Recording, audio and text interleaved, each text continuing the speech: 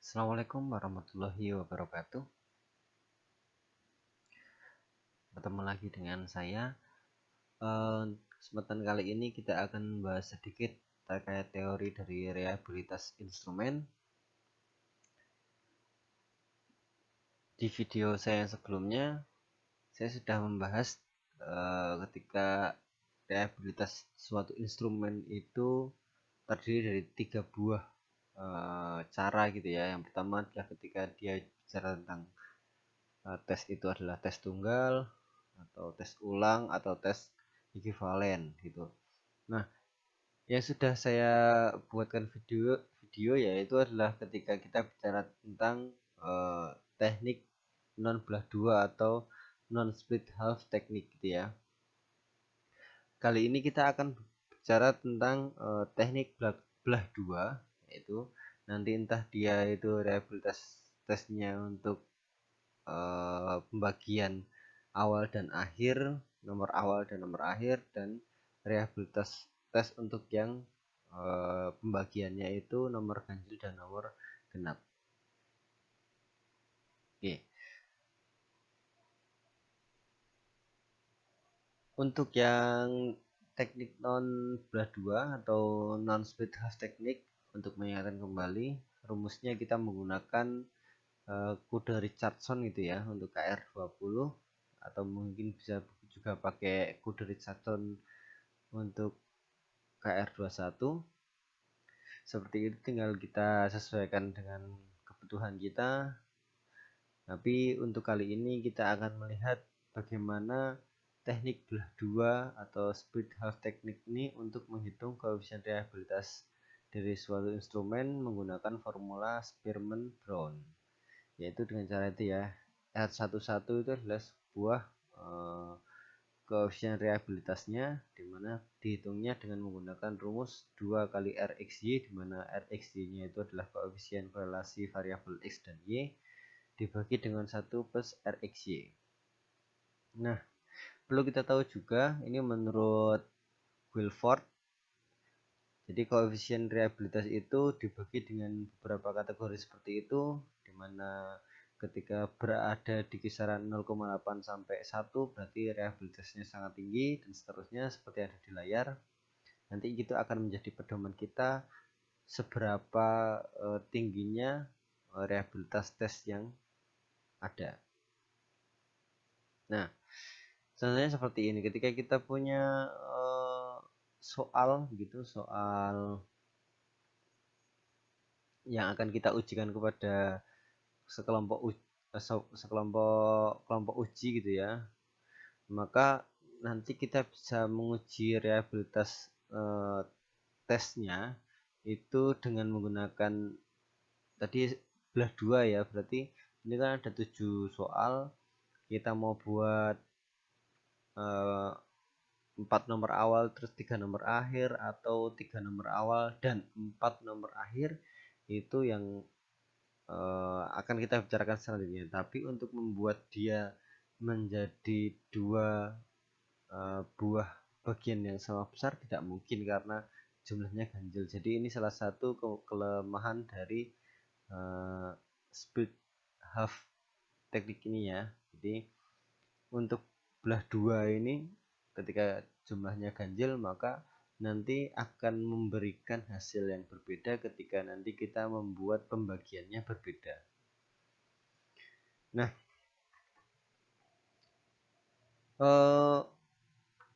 saya coba menggunakan Excel. Saya copy dulu ininya.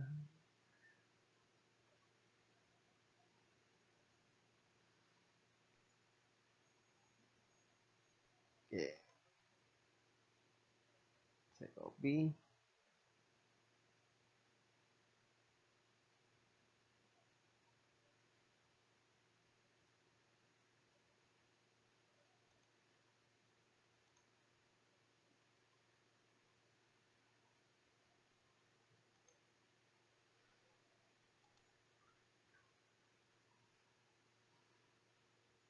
Jadi belum tercopy. Oke, ini saya copy.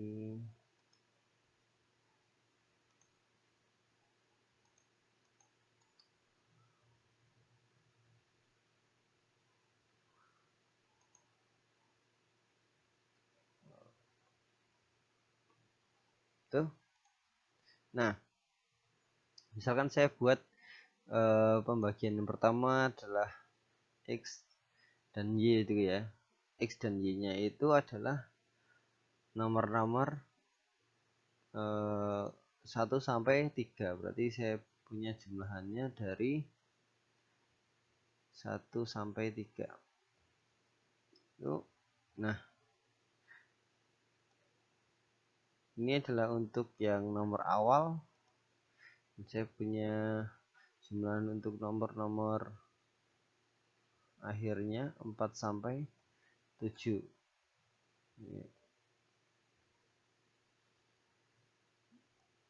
Oke. Nah, karena ini bentuknya adalah skala interval atau rasio, maka ini interval atau rasio ya. Ini maka kita untuk mencari hubungan antara X dan Y kita menggunakan Pearson. Nah, ini untuk mencari hubungan antara variabel X dan variabel Y atau nomor-nomor awal dan nomor-nomor akhir. Nah, itu adalah koefisien dari Pearsonnya. Lalu kita misalkan mau ini adalah RxY begitu. Terus kita mencari R satu-satunya atau kita mau mencari koefisien reliabilitasnya, maka sama dengan 2 kali RxY-nya dibagi dengan 1 plus RxY. Nah, menurut perhitungan ini untuk yang tadi kita menggunakan Spearman dan Brown tadi mendapatkan koefisien reliabilitasnya adalah 0,7964. Jadi berdasarkan kategori yang kita punya, ini, maka reliabilitasnya itu tinggi. Jadi ketika kita membuat pembagiannya 3 nomor awal dan 4 nomor akhir. Kalau misalkan kita membuat pembagiannya itu 4 nomor awal, berarti ini tinggal sampai F gitu ya. Sampai F. Dan ini hanya mulai dari H. Itu kita lihat.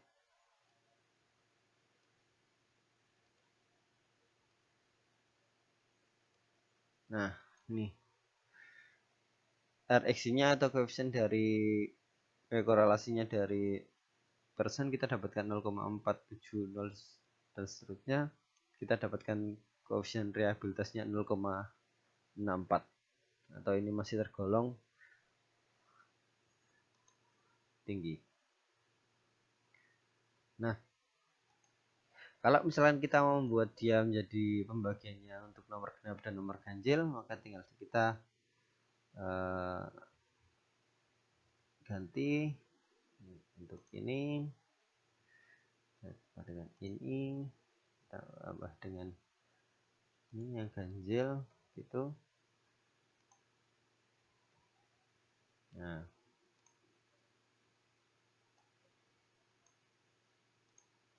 ini kita tinggal ganti tarik. Ini adalah D, F, H,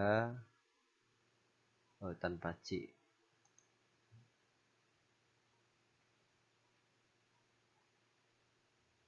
Oke, sampai H saja.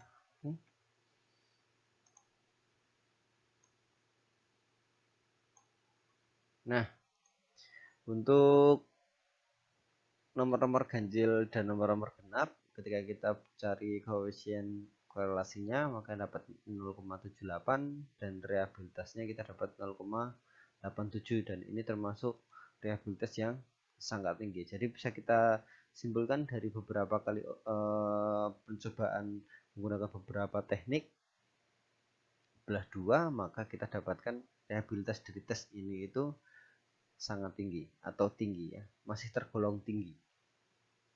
Mungkin itu cukup bisa menggambarkan situasi dari teknik belah dua atau split hub teknik. Selanjutnya kita akan melihat reliabilitas itu dari segi tes yang kita ulang atau tes dan retest gitu ya. Nah, bisa lihat di layar tes ulang. Nah, tes atau retest ini dilakukan ketika kita mempunyai satu buah paket soal begitu ya, ketika kita bicara tentang satu soal paket instrumen di tes gitu bentuknya. Nah, tesnya ini atau soalnya ini diujikan kepada suatu kelompok begitu, satu kelompok, dan ketika tes itu selesai diujikan itu hanya selang beberapa waktu gitu ya, jangan terlalu lama, tes itu diujikan kembali kepada kelompok yang sama gitu ya, untuk melihat apakah korelasinya itu antara hasil yang pertama tadi yang ketika diteskan pertama dengan tes yang kedua itu apakah ada korelasi atau tidak. Nanti korelasinya bisa menggunakan korelasi dari Pearson gitu ya. Nah, kenapa kok tadi jaraknya antar dua tes itu harus berdekatan? Karena kalau dia terlalu lama mungkin akan membiaskan hasilnya. Jadi kenapa dikatakan bias? Karena seseorang itu ketika dia mendapatkan tes, kemungkinannya adalah orang itu bisa saja mempelajari sesuatu yang dibutuhkan dia dalam tes itu. Jadi dia masih ingat soalnya, terus dia pulang atau dia belajar di kelas atau di mana, akhirnya dia mengetahui jawabannya, caranya. Ketika tesnya itu diujikan, maka nanti hasilnya mungkin akan berbeda, akan membuat hasilnya itu mempunyai bayangan yang berbeda, prediksi yang berbeda. Nah, itu untuk tes ulang atau yang kita kenal sebagai tes dan retest. Yang misalkan kita punya contohnya seperti ini gitu ya. Ini ada beberapa poin yang diganti gitu ya. Misalkan ini nomor 8 untuk siswa nomor 8, nomor 6 dan nomor 7 dia sudah menjawab dengan benar gitu. Yang tadinya dia tidak bisa menjawab sama sekali, tapi sekarang dia bisa menjawab dengan benar. Nah, nanti ini bisa dicoba untuk latihan bagaimana kita bisa melihat reliabilitasnya ini dari model atau dari teknik tes dan retest ini apakah mempunyai korelasi yang baik atau tidak. Selanjutnya kita masuk ke dalam tes ekivalen gitu ya, tes ekivalen atau alternate test, dimana tes ini adalah tes yang terdiri dari dua perangkat soal. Ini saya katakan sebagai soal A dan soal B, dimana soal A dan soal B itu mempunyai tingkat kesamaan konsep gitu ya. Ekivalen di sini mengatakan berarti bahwa soal A dan soal B itu memiliki konsep yang sama, konsep ya, bukan soal yang sama, tapi konsepnya sama begitu. Nah, dari dua buah soal yang saling ekivalen ini, nanti juga kita bisa melihat korelasi antara hasil ketika diberikan soal A dan soal B begitu dengan konsep yang sama tadi. Hasilnya itu kita cari korelasinya menggunakan Spearman juga bisa, dengan menggunakan Pearson gitu, apakah memberikan hasil korelasi yang baik atau tidak gitu. Jadi dari hasil dua tadi seperti kayak kita bicara tes ulang atau tes retest, kalau ini yang ditekankan adalah dua perangkat soal yang sama konsepnya.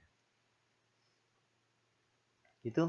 Nah, lalu faktor-faktor apa saja yang mempengaruhi reliabilitas? Itu yang pertama adalah jumlah butir soal. Jadi semakin banyak butir soal, semakin reliabilitasnya nanti semakin tinggi. Yang kedua adalah homogenitas tes soalnya jelas. Yang ketiga, waktu yang diperlukan untuk menyelesaikan tes. Jadi semakin cepat waktu yang digunakan untuk tes, reliabilitasnya juga akan semakin tinggi. Yang keempat, keragaman kondisi pada saat tes diberikan. Nah, harus ini ya, apa namanya, menghindari siswanya begitu. Untuk tesnya itu harus ragam kondisinya. Yang kelima, kecocokan tingkat kesukaran terhadap peserta tes. Ya. Yang keenam, heterogenitas kelompok. Yang tujuh, motivasi individu. Yang kedelapan adalah variabilitas skornya. Jadi ini ya,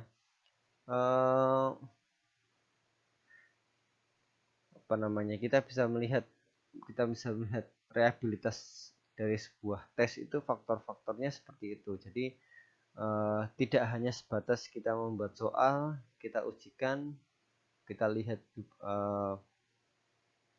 hubungannya dan sebagainya tanpa kita melihat ke 8 faktor ini. Jadi 8 faktor ini juga harus kita perhatikan untuk bisa membuat kesimpulan apakah tes itu mempunyai reliabilitas yang bagus atau tidak. Oke. Selanjutnya kita akan mempelajari terkait penentuan nilai akhir, di mana nanti kita menggunakan beberapa metode untuk menentukan nilai akhir. Itu saja yang bisa saya sampaikan untuk kesempatan kali ini. Kurang lebihnya saya mohon maaf. Semoga bisa membantu. Saya akhiri. Assalamualaikum warahmatullahi wabarakatuh.